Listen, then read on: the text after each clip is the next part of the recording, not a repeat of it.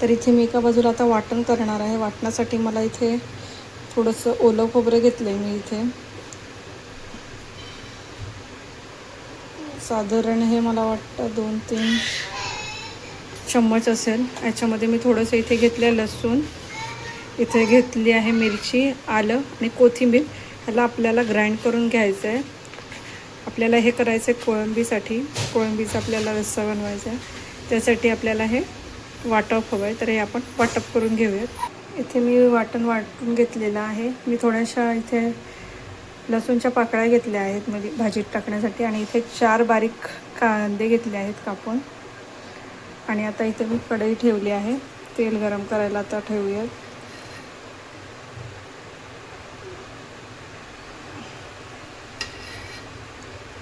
मी इथे 2 पळी तेल घेतलं आहे. तेल चांगलं तापल्यानंतर आपण त्यात कांदा टाकूया. तर तेल छान तापलं, त्याच्यात आपण टाकूया 2 तेजपत्त्याची पानं आणि हा कांदा टाकूया आपण. याला छान आपण परतूया. खायला थोडंसं आपल्याला हलकासं ब्राऊन करायचं आहे आणि त्याच्यावर आपल्याला टॅमॅटोही टाकायचा आहे. आता परतला आहे कांदा, थोडा परतला आहे. आता यात आपण टाकायचं आहे टॅमॅटो. यात मी घेतले आहेत 3 टमॅटो घेतले त्याच्यात. आता हे आपल्याला छान असं थोडंसं सॉफ्ट होईपर्यंत परतून घ्यायचं आहे आणि मग आपल्याला ह्यात वाटण टाकायचं आहे. तर आपण चांगलं सॉफ्ट करून घेऊयात. तर सरस छान असे सॉफ्ट झाले आहेत. आता ह्यात आपण टाकूयात वाटप जे आपण हे केलेलं आहे. हे वाटप टाकायचं आहे आपल्याला. असं मी वाटण टाकून घेतलेलं आहे. आता आपण ह्याला थोडंसं मिक्स करूया आणि ह्याच्यामध्ये आपण आता मसाले टाकूया.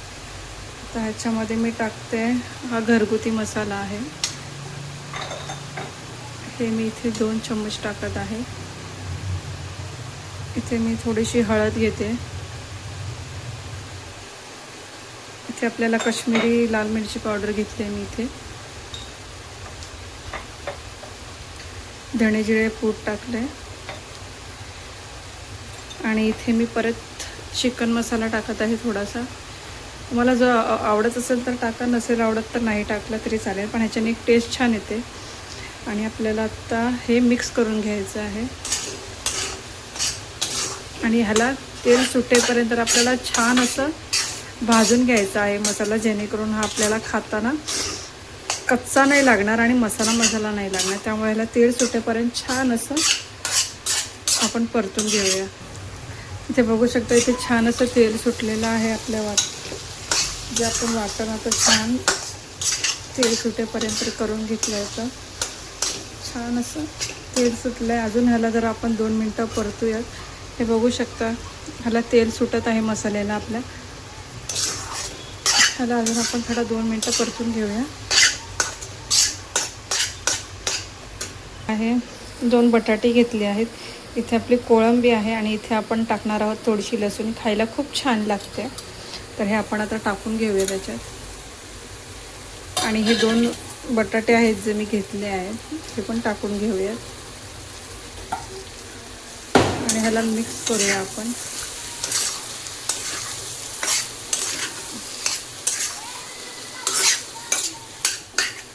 आता आपण ह्यात घालणार आहोत मीठ चवीप्रमाणे.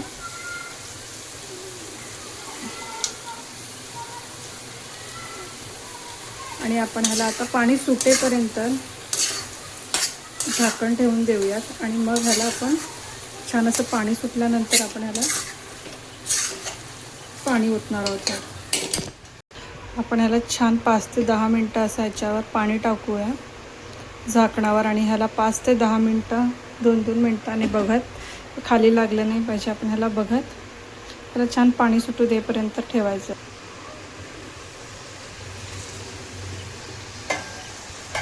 हे बघू शकता तुम्ही छान असं ह्याला थोडं थोडं पाणी सुटायला लागलं आहे.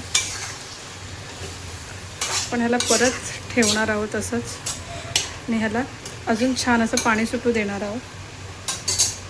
बघू शकता इथे तुम्ही किती छान असं इथे आपल्या भाजीला इथे पाणी सुटलं आहे.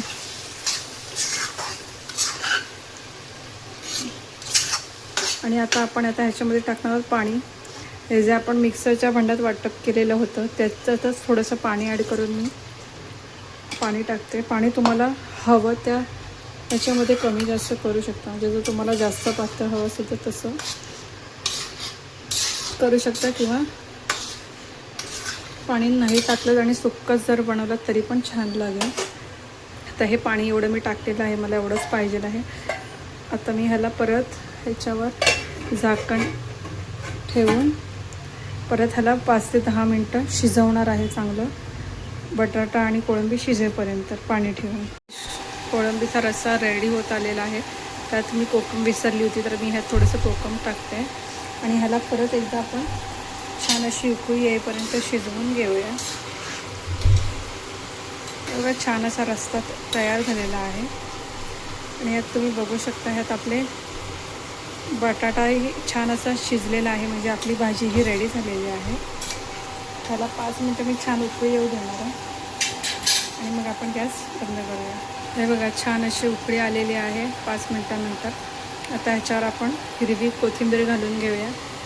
त्याला थोडंसं गार्निश करून घेऊया आणि आपली रेडी आहे ही कोळंबी बटाटा रेसिपी. तर तुम्हाला आवडली असेल तर नक्की मला सांगा. लाईक करा, शेअर करा आणि सबस्क्राईब करायला मात्र विसरू नका.